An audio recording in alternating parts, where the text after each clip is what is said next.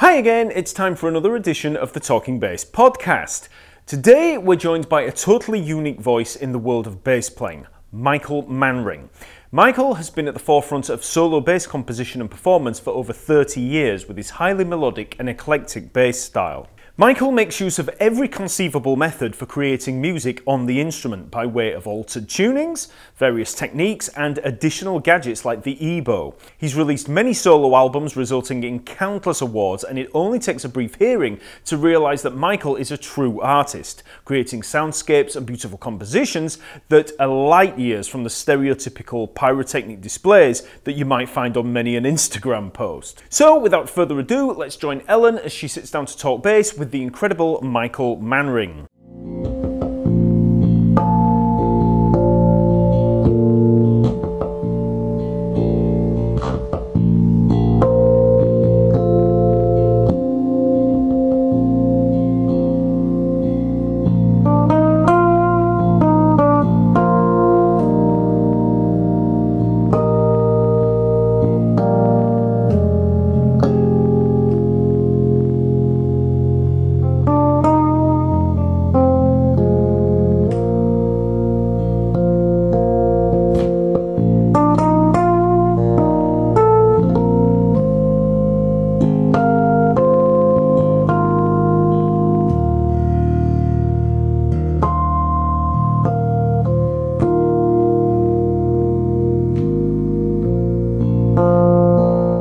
Welcome to the Talkingbass podcast with me, your host, Ellen O'Reilly, and today I'm talking to Michael Manring. Hello. How are you, Mike? How are you? I'm good, man. I'm good. How are you coping in lockdown? It's not too bad. I'm kind of a homebody anyway, in spite of the fact that I spend most of my life running all over the world. So I'm okay. I've got my basses and my studio, and it's all good. All right. Well, yeah. Well, I'm the opposite. I'm going crazy apart from this podcast. I'm sorry. Like, all my work is live, you know? It's weird to not play gigs, I got to say. I mean, I've been doing the virtual ones, but it's very strange. How do you feel doing the virtual ones? I'm it's really disorienting to do them, or it has been at first. But I'm determined to be really optimistic about it, because I'm thinking that I'm really looking at this as a new way of working with music. You know, you can think that in the 30s or 40s, recording came along, and suddenly all musicians went from becoming just performing artists to becoming performing artists and recording artists, and it became a dual mode kind of profession. And I'm thinking of this virtual performance eventually is going to be a new arm of that, where it's sort of a little of both of those and something different still. And I think it'll be a while before it's really exciting and fun, and we all really feel like we're treating it like an art form. I think we'll need more bandwidth before it really gets thrilling. But I mean, equipment is so good now these days that you can record remotely mostly anyway. It's amazing, isn't it? I mean, it's strange for a guy like me I started recording before there was even automated mixing. You know, when everything was analog. Everything was analog. There was nobody. There were digital things, but nobody could afford them, and there was basically no digital audio.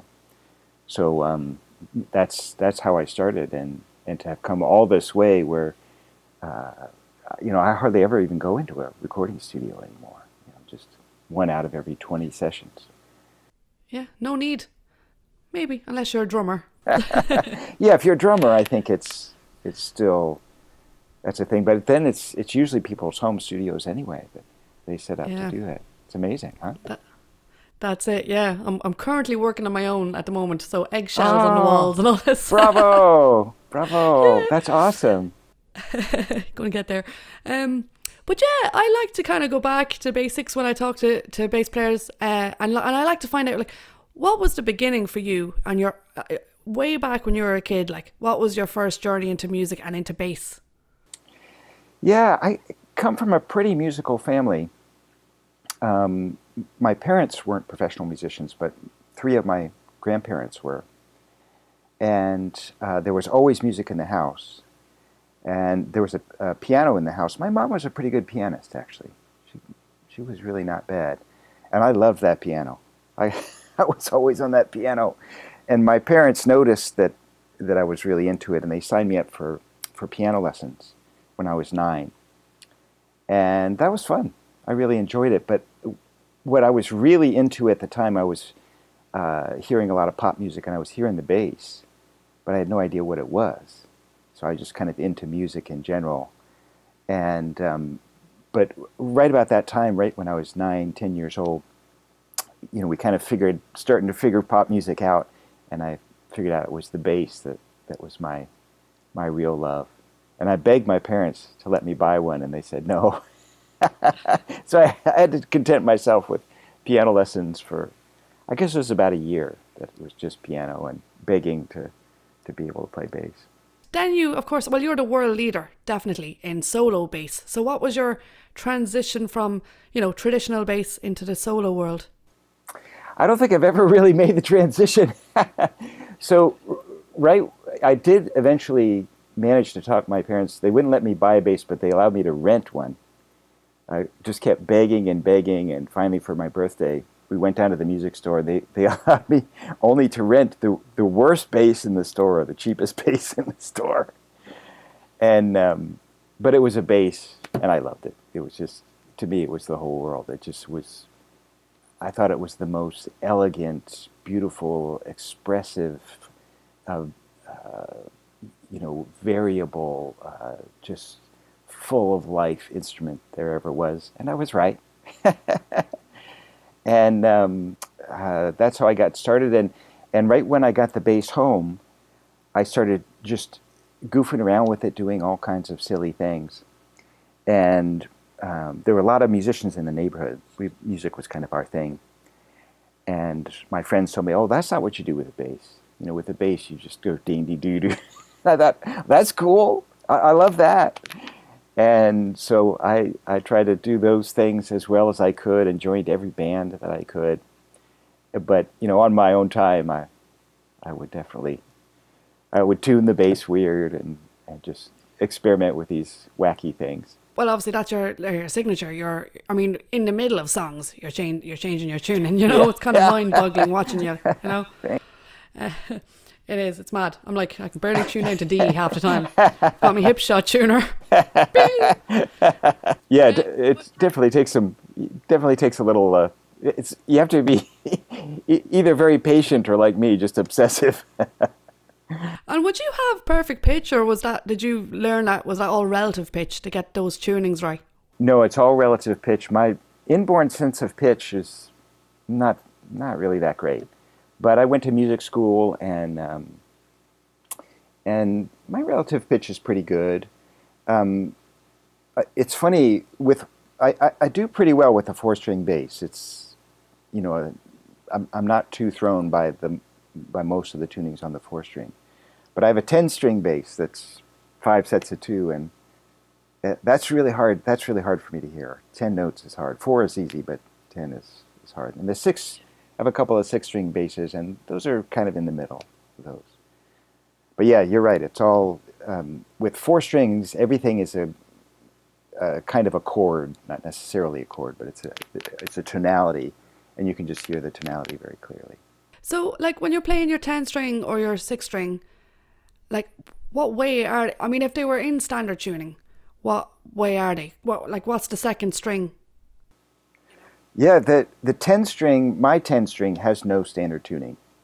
It was a prototype that Joe Zahn brought over to my house one day because he wanted to build a 10-string bass where you could adjust the intonation on each string separately, because that was always kind of his beef with those multi-course instruments, that the high string and the low string right next to each other, if you just put them on one bridge piece, the intonation is horrible. And so this one you can adjust each one separately. And he brought it over tuned in octaves, B to G. And I had fun with it like that for about an hour, and then took those strings off and put other strings on, and it's never gone back. So it's, you know, I can't even think of. I don't tune the pairs and octaves. I mean, sometimes I do, but you know, it's totally fair game. If I'm playing 6-string, I'll usually tune B to C, but it depends. I often tune E to F if I'm doing fourths, but I don't do 6-string that much actually. So I don't have a whole lot of tunings I use for it. I just love the 4 strings the most, and you know, really standard tuning is what I'll use. It's kind of the go-to, but I'm not going to stay there if there's something cool I can do by changing the tuning. And but then, like, what kind of strings would you use then? Like piccolo type strings, or? Yeah, you know, I will put any strings on the bass that I need to get the job done. I've even strung it in reverse and inside out, what they call a re-entrant tuning, where you go low, really high, sort of high, and then in the middle someplace. So whatever needs to be done, I will do. And you're right. When I was, I must have been about 19 or 20 years old, the guys at the music store knew me, and they knew I was the guy that always wanted the weirdest thing they had, whatever it was. And one day I walked in, and the guy said, "Well, we got these new strings in. I think you'll like, and I hope you will buy them because nobody else is going to want them. They're called piccolo bass strings, and who wants those, right? Only Manring would want those." And they were right. I bought them and took them home and just fell in love with them. And the ones I use are made by D'Addario. And it's funny, I've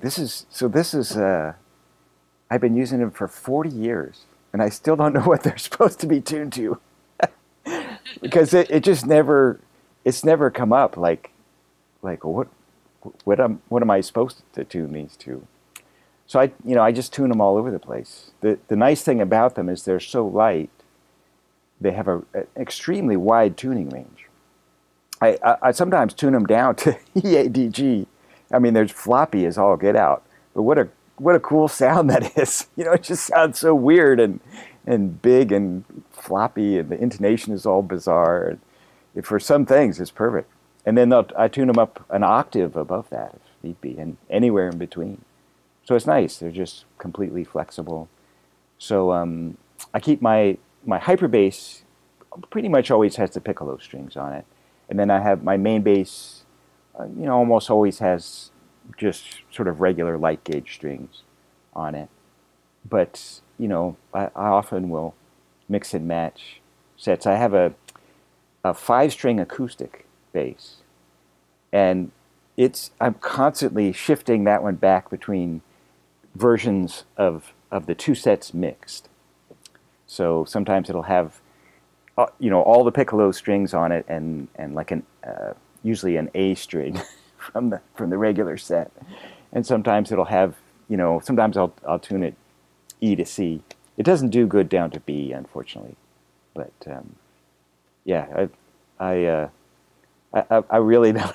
I probably should be a little bit more organized about that kind of stuff, but whatever it takes. Yeah, but then again, that it lends itself to all your creativity. You know what I mean? When you try out a new tuning, as bizarre as it can get, just by going with your ear, doesn't that lead you to experiment, like come out with a new song? Oh man, absolutely. I mean, you put your finger right on it. I mean, that's the amazing thing about tuning. I've never had a lot of money, and so I've never been able to afford all the gear I wanted. And there's always something I'm pining after. But it's amazing. You change the tuning of the bass, and suddenly you have this whole new world to play around in. It's just amazing. And as soon as you get bored or you have to get back to work on somebody's project or something, it takes you 30 seconds to tune back to standard.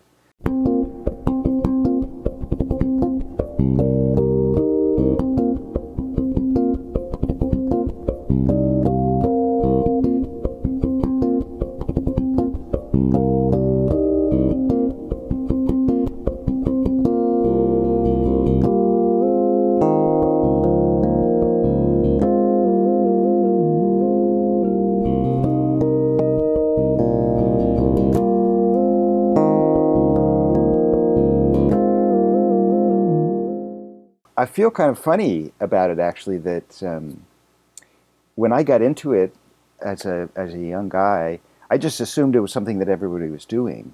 We didn't have quite as much interaction and communication then as we do now, so you kind of didn't know what everybody else was doing. I just assumed everybody was tuning their bass weird because it was so much fun. So it's something that has just been a kind of a very long-term sense of source of joy and creativity for me. Well, I mean, your hyper bass is designed exactly perfect for you. I mean, you've got little hipshot detuners on it, and it's fretless as well. I mean, that's right. It's right over here. It's on the top of it. There's a hipshot key on each string, so I can detune each string separately. And a few years ago, they came out with the I can't remember what they're called, the 3-position hipshots. So for years, it was just 2 positions at the top, and now it's 3, which is actually it's really, that's a severe intellectual challenge, actually, because with 2 positions on 4 strings, that's 16 tunings you have, and that's manageable.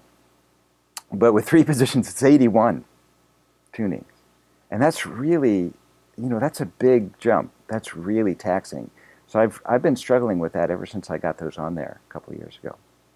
And then at the bridge, we have a retuning system as well. that's amazing. Like, how does that even work?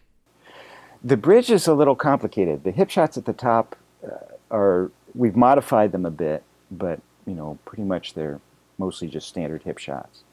The bridge we really struggled with when we were making it. We made the bass back in 1990, and we drew up a whole bunch of designs for ways we could change tuning at the bridge, and it was really tricky.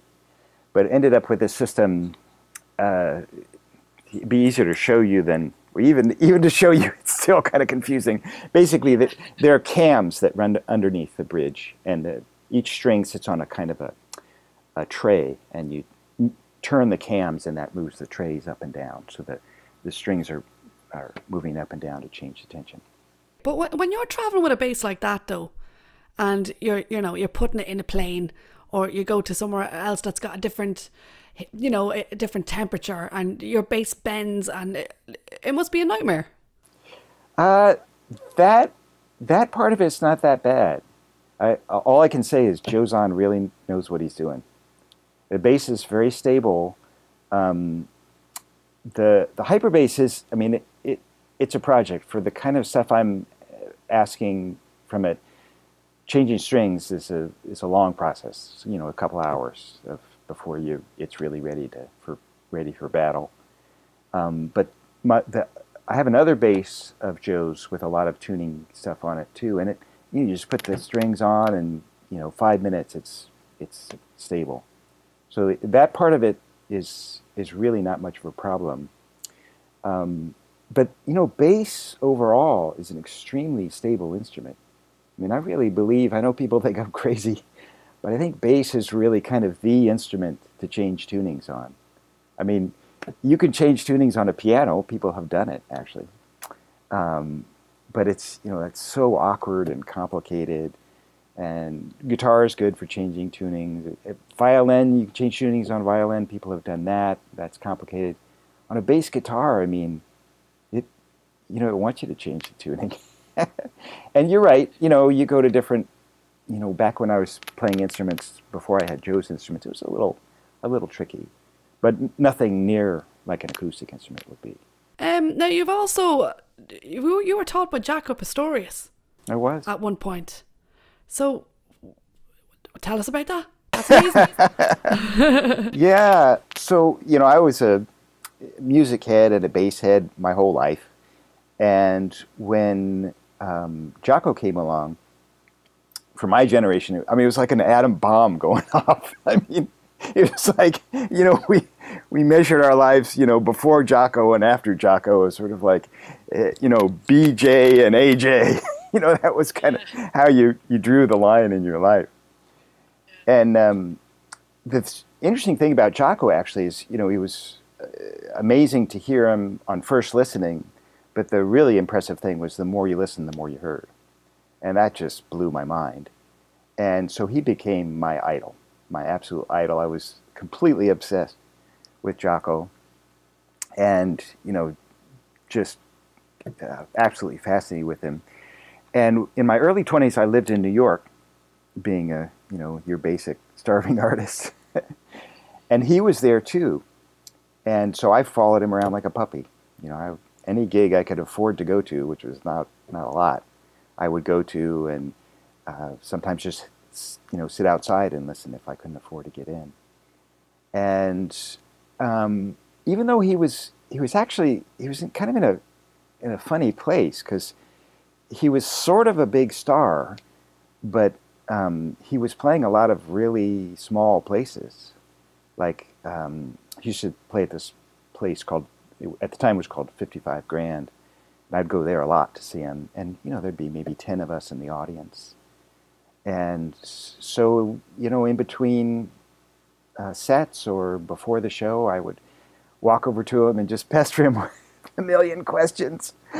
And it was interesting at that time, he really wanted to teach. He had this dream of starting a bass school. He was really, really excited about it. And so he said, why don't you come and we'll have official lessons. So I used to go and sit with him, and it was very interesting. Was it not a little bit intimidating though, sitting there with your hero and... Oh yeah. Yeah, he was, I wish I could say that I had other heroes, but he was, my whole life kind of revolved around him. So yeah, it was a little intimidating, and he'd say, "Here, play something for me." But he was an extremely, I guess I would just say he was a complex person. And I often tell people, anything you could say about him, you could say the opposite, and that would also be true. He could be a very difficult person. And one of the reasons why he was playing small places at the time is because he was hard to get along with, and he burned a lot of bridges, especially in New York. But he was always very sweet with me. I think he knew that I worshiped the ground he walked on and that I was very nervous. And so we would often play stuff together. He liked to play standards together, so he would say, let's play All the Things You Are, or let's play Watch What Happens or something. And we would play through it. And afterwards he would slap me on the back and say, "Oh man, you're the baddest ever. You're so great." And none of that was true, but he was just, I think he knew I was nervous, and he was just being nice. And he was always very sweet with me. But then going back to when you were, before all the solo bass stuff and the Zon basses and all the madness of the hyper bass and all this, you also did loads of sessions yourself. So you played with everyone from Henry Kaiser to Tim Herb Alexander from Primus, such a massive range of genres and quite a few genre bending genres to be playing as well. You know what I mean? Yeah, it's kind of, I guess that's how I make my living, is playing sessions. I also do a lot of gigs and a lot of teaching and stuff as well. And I have my own records, so I get royalties from those. But, doing sessions is kind of, since lockdown, I've done a session almost every day. It's at least 6 days a week. I'm recording for somebody. And I very rarely do anything in mainstream music. I kind of try to avoid mainstream music, and it returns the favor. So all the stuff I do is, weirdo out there, and that's the way I like it. As a kid, I was just into all kinds of music. I was into everything. My friends thought I was insane because I was just as into Led Zeppelin and Aerosmith as I was into Thelonious Monk, and there's this composer Harry Partch who's always been a hero of mine, and Stravinsky, and all this ethnic music I loved, and I just kind of soaked it all up, and that's kind of continued through my career, where I've just had the good fortune to play with people in all different kinds of genres, and it's amazing to me how you know, the similarities are much more striking than the differences. In fact, I just posted a thing I did once with an amazing Tuvan group, a group from Tuva called Hun Her Tu, who are famous for doing throat singing. And they said, "Can you come and sit in with us on our gig?" And I said, "Sure." like I know what I'm doing, right? But you know, they started playing, and I understood the structures of what they were doing. You know, I'd been to music school, and I knew the concepts, and I knew their music, and I knew what Tuvan music was. They happened to play in between keys. If I recall correctly, it was between C and D flat or something. But, you know, I understood the structures they were using and had a grand old time. You've also won like loads of bass awards, of course, like Bass Player Magazine, loads of times, Berkeley School of Music, loads of times. Like, you know, what's that like? Oh, I mean, it's, you know, it's wonderful. It's incredible. It's, you know, I would be doing this if nobody paid any attention at all. You know, I'd have a job and just come home and do exactly what you hear me doing on records. It's a passion. I couldn't stop myself from doing it if I tried. And several times in my life, people have recommended that I stop doing it. But you know, I just love doing it. And when people kind of acknowledge something you do, and say it means something to them, it's kind of incredibly humbling. It kind of makes you stop and think about what you're doing for a minute. And because, as I say, you know, I'm just doing this stuff because I so love doing it and I so enjoy it. And when someone else seems to appreciate it too, it kind of puts this other layer in there where you think, I hope I'm being, you know, I hope what I'm putting out there is responsible enough to deserve this kind of attention.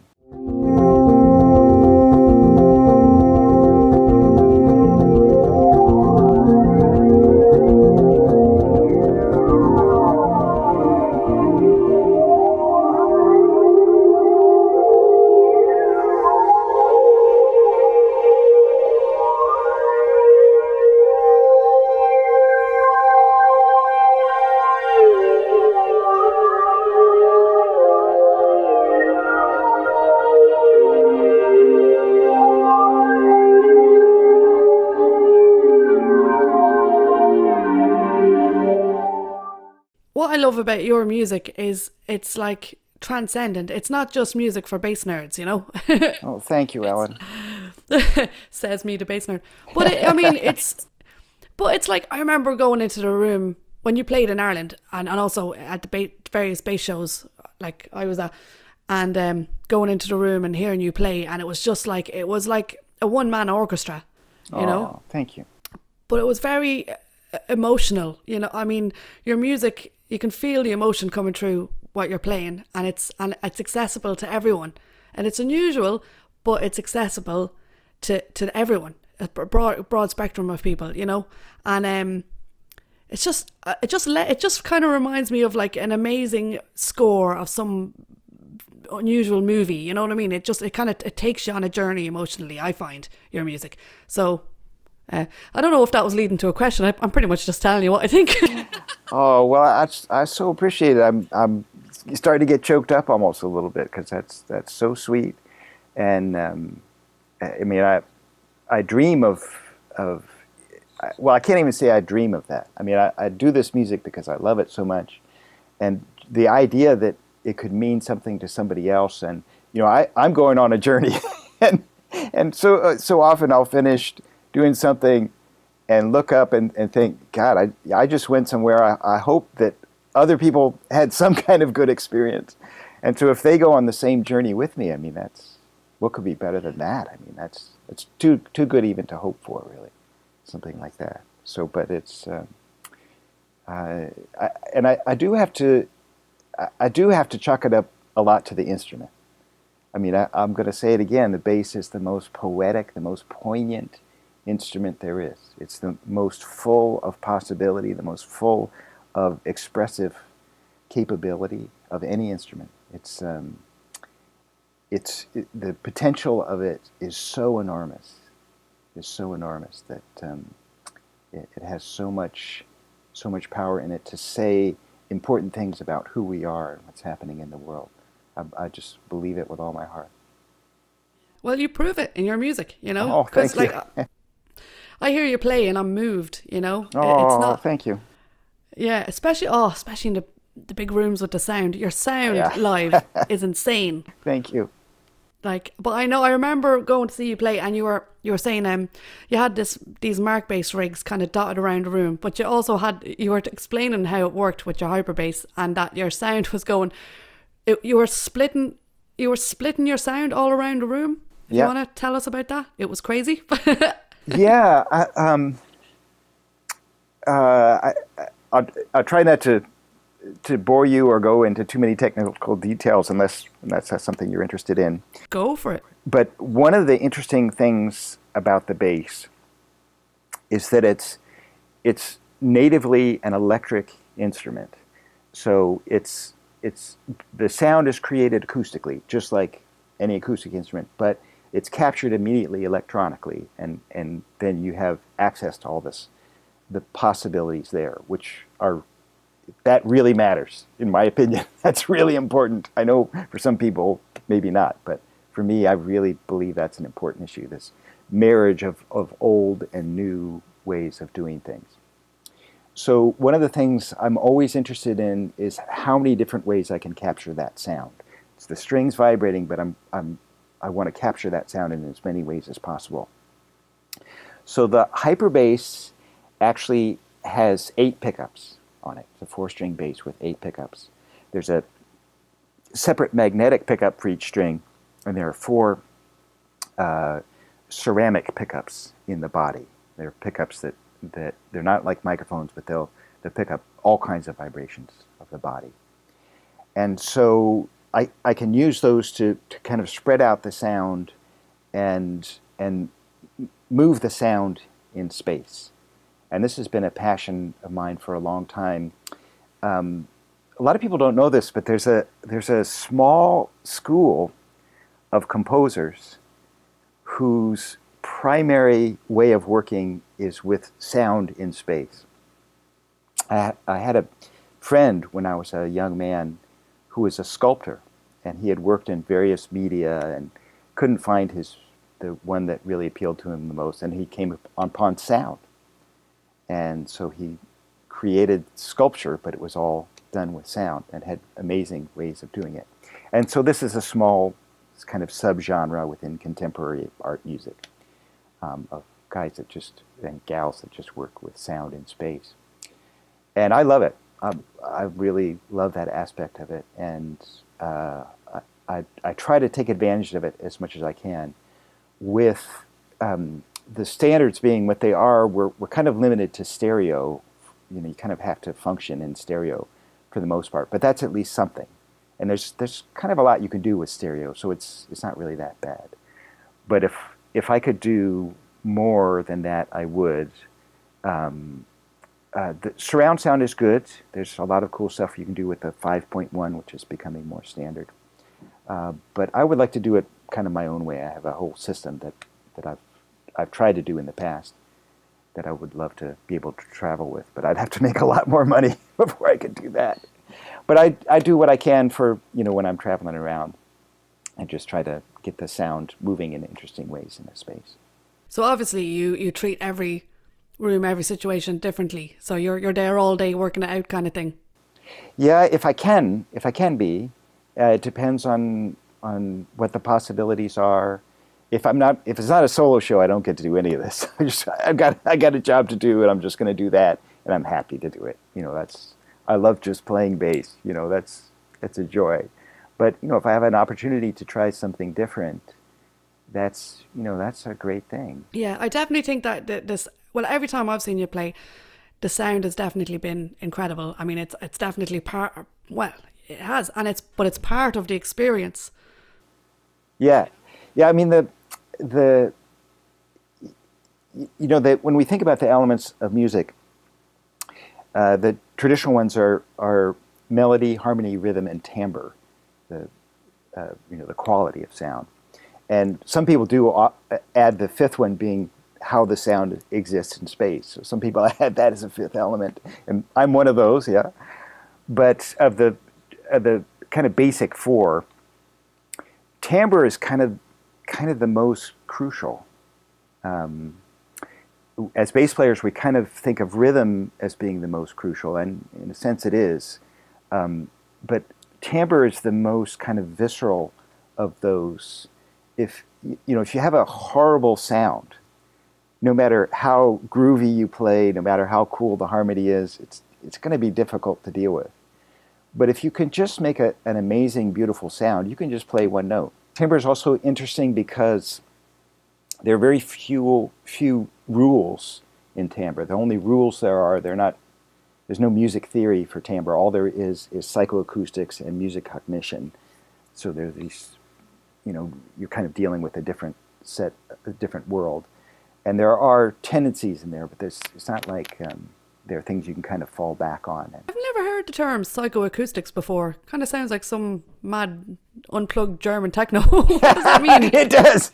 Yeah, no, psychoacoustics is the study of how the human brain reacts to sound. And there's music cognition, which is how the human brain reacts to music specifically. So the Venn diagram of these has a lot of overlap. But yeah, psychoacoustics is fascinating, and we don't know that much about it, actually. We don't really understand all that much about how the human organism interacts with sound in general. The little we do know is incredible, is astonishing, and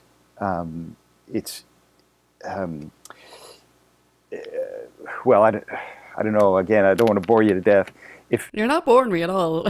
Keep going. I'm loving all this. A lot of people know about Noam Chomsky and his ideas about. He kind of created a revolution in linguistics with his theory that language is actually part of who we are, that we have an inborn tendency, inclination toward language. That's the only way to describe why language works the way it does, and why languages are so similar all over the world. And that it's kind of complicated about how that theory has progressed over the last 50 years or so. But there's something similar is happening with music, and we really don't understand how that works. But sound is so deeply integral to the human experience. I guess that's all I can say, and it's going to be amazing, the research that will be done over the next 30 years or so with trying to understand exactly what sound is to us and how it works in our lives. But it's very, very deep. It's very, very deep in there. I don't know. I think like music and sound and that is like a unifying element, But because like I used to work in science, and I used to be mad years ago, and I used to be mad into human evolution, and anthropology and stuff, and how humans developed and all that, and how we spread across the world, and how we kind of connected with each other, and stuff like music and religion are things, and language were things that kind of unified us and created an identity, and then that led to civilizations and society and the world as we know it, kind of thing, Oh man, you're talking my language. I mean, isn't it amazing? I mean, you're right. The only things that every culture that we've ever found has had is music and religion and language. And so many cultures never had any math, and cultures never had the wheel. Cultures have not had all kinds of bizarre things that we can't even imagine. But they all had music, every one of them. And why? What is and art, right? And art. But why music? What is the evolutionary advantage of music? And there've been studies just recently, like within the last 10 years, about trying to figure out if there are any other species that perceive what we would call music, or if it's just sound to them. And so far, it appears that no other species is doing that. Birds, obviously, there's been kind of a lot of research focus on birds because bird song is so amazing. but there's no evidence whatsoever that they're experiencing anything having to do with tonality. It's just high sounds and low sounds to them. There's no connection between the sound. But if we had like a some sort of like translator app for birds, they'd just be shouting at each other. Get away from my worms. Yeah, that's what we think. That's pretty much it. Whereas this whole, world of musical experience that we have is, it's not. You can't even put it into words what it is. Well, it's uniquely human. It's uniquely human and so deep, and we all have it. And we all. The bizarre thing about it is we all interpret the sonic world in the same way. We all distill it down to the same processes.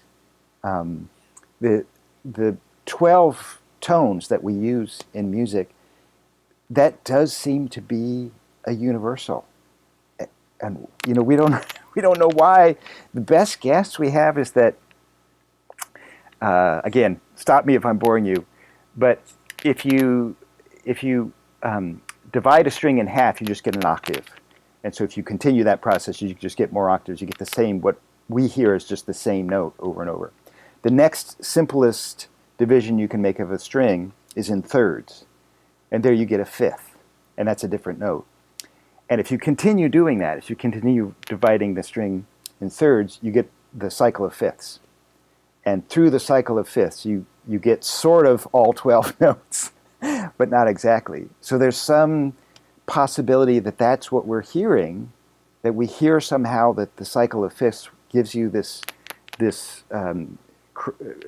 literally chromatic spectrum of notes, and that's what we're using, but nobody knows. Nobody knows how it works. But all over the world, in all these different kinds of musics. I remember talking to another guy about Greek music and Indian music, and they have all these extra notes, all these extra semi-notes. But they don't. That's the thing. They're all different intonations of the same 12 notes. Everywhere all over the world. As I say, this is kind of my passion, and I play with a lot of ethnic musicians. Anytime I can talk somebody into playing with me, I'll do it. And it's it's all different ways of processing the same stuff. We never found anybody. There, kind of famously, we talk about 22 shrutis in Indian music. They're just different, and they're just different intonations of the same. In fact, they have, where we say do, re, mi, fa, sol, la, ti, do, they say sa, re, ga, ma, pa, da, ni, sa. It's the same. They have the same process. I do like the way they work out timing. It's so much easier. Like taka, taka, takadimi, takadimi, takita, takita. It's so much easier to go 1 and 2, 1 and 2, We should all be using that. Yes, you're absolutely right. We should all be using it. It's so much easier. The Conical is really it's the best system I know for studying rhythm. It's incredibly it's not everything. It's so rich and so deep. But again, I don't want to bore you here. But the Indian concept of music, everything comes from the voice. So that's the way they perceive music. In our Western music, everything comes from the keyboard. You go to any music classroom anywhere in the Western world, and there's a piano or a keyboard of some kind. But in India, everything comes from the voice, and so because of that, they always think monophonically. They're always thinking of a single line happening, and that without the influence of Western music, there's no such thing as chords in that music. It's all melodies and rhythm, and that applies to the rhythm as well. They hear rhythm just as some. If you can sing it, then that's what they hear, and that's why they developed conical, because the rhythms had to be sung. So in terms of thinking about that.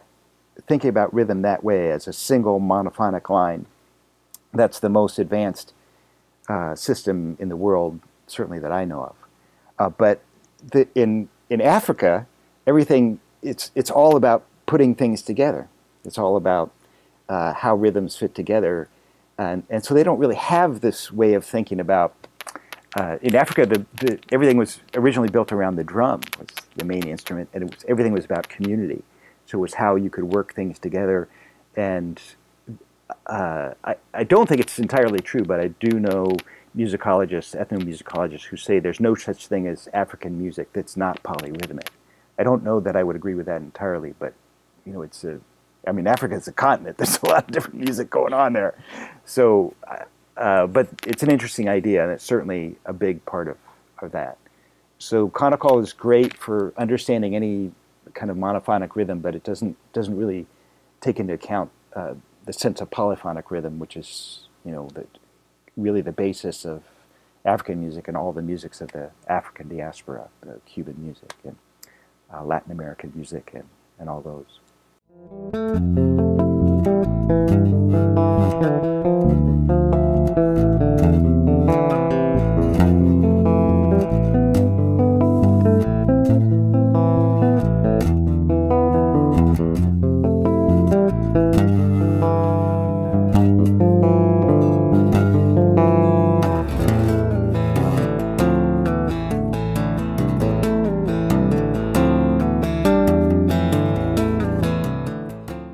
Take the future for basses? Again, I'm so biased, but I can back it up. I can back up my arguments. I mean, the bass really is such a powerful instrument. It has so much possibility within it that it could really be part of a new way of looking at music. We're in a fascinating place musically now, especially in the West. Because, as I was talking about earlier, Western music is really built on the keyboard. That's how we perceive of music in the West is built around the keyboard.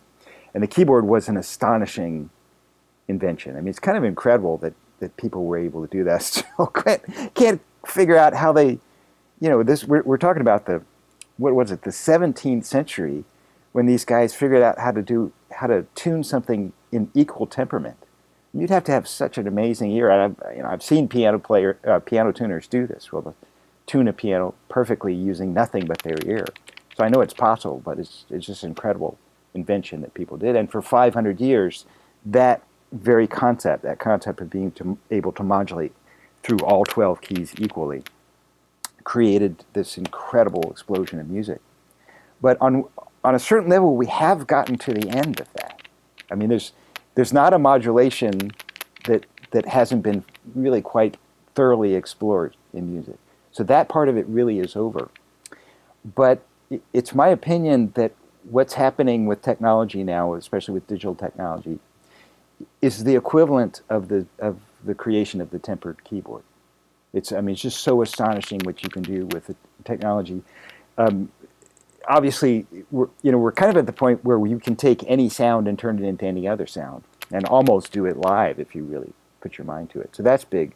But it's not only that. It's like what we were talking about, how the technology has enabled us all to be so interconnected.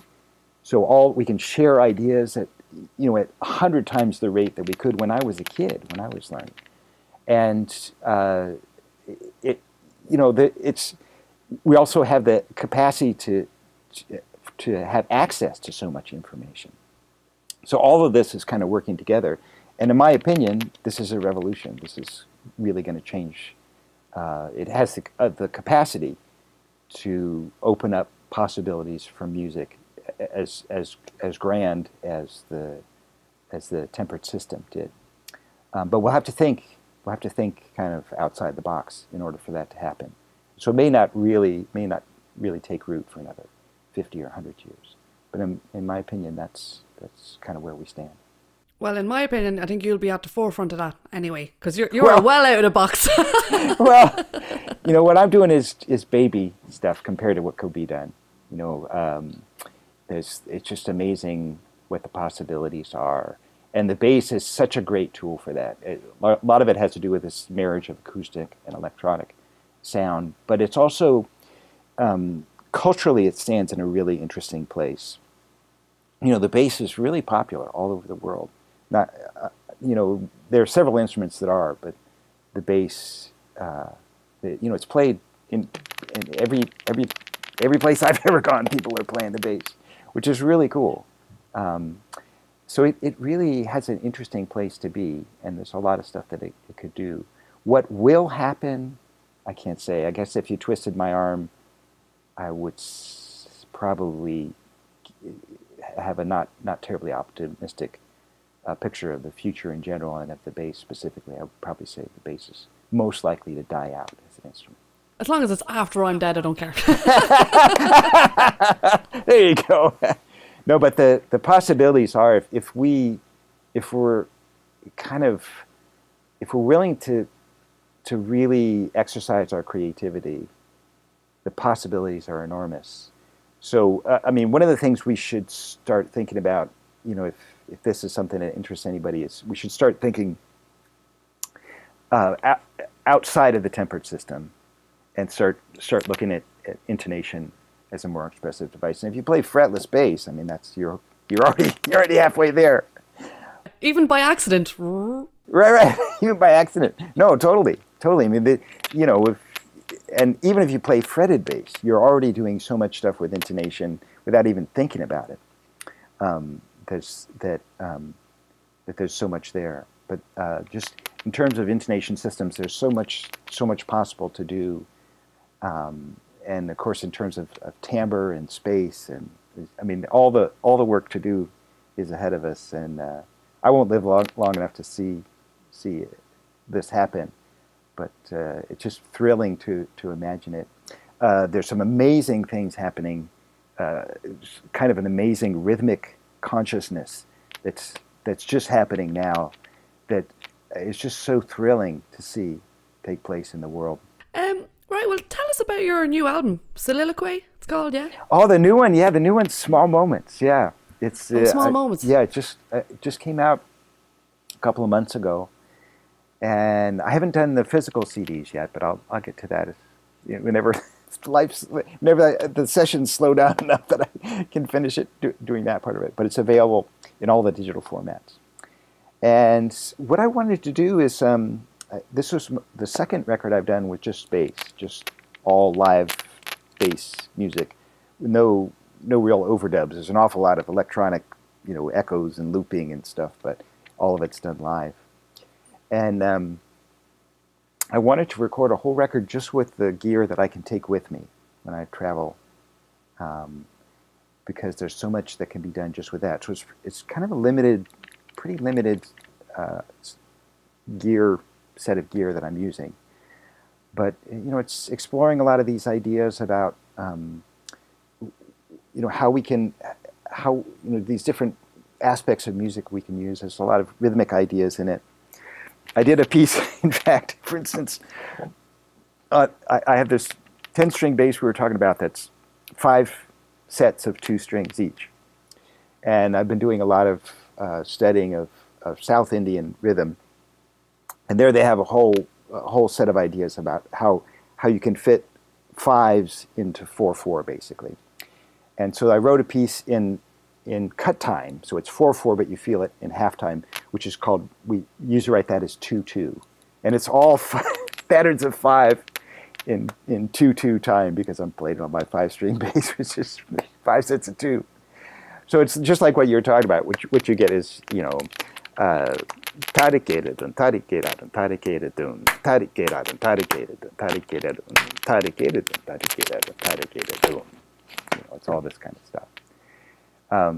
So, just exploring these different possibilities. There's a piece in there, it's all in 13/8, and how you can work with a 13/8. And working with some different kind of tonal structures. I work a lot with tonal structures that, they're not really chords. It's a piece that's kind of built on this tonal structure that's like a root, major 6th and a flat 7 together, and then when you go up a 4th, that becomes the root, and the major 3rd and the 4th and the 5th as well. It's not really a chord. It's kind of a sus chord and a major chord simultaneously, but it's an interesting sound, and it's nice working with bass because you kind of have to pare the tonal palette down to just 4 notes, kind of for the maximum, but then there's all kinds of interesting things like that you can do with the 4 notes. And then I did a bunch of stuff with electronics too. As you know, for many years I've been interested in, I used to call it dynamic tuning, for lack of a better term, being able to move through tunings. as I'm playing.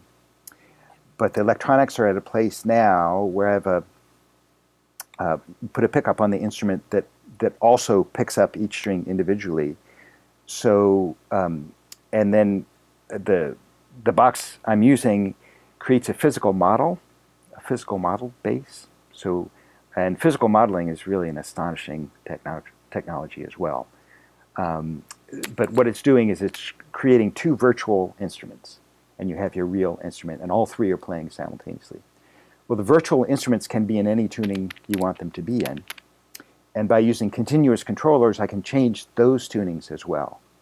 So I'm changing those tunings electronically while I'm changing the actual tuning of the bass, the physical bass, the actual bass, mechanically, and working with these ideas of how all these different tunings can interact with each other in different ways. So yeah, there's a lot of different ideas to play with. Oh, brilliant. Well, that's available on your website, isn't it? manthing.com? If it is, if you go to manthing.com, it'll hit you in the face, and you can listen to it all on Bandcamp. It's on YouTube and it's on Spotify, all the platforms. So you can check it out there. On my website, I wrote a very long set. If you're confused about anything, you can go and look up. I wrote how everything works and all the tunings and the instruments I used and how the electronic tunings work, and all that is in there.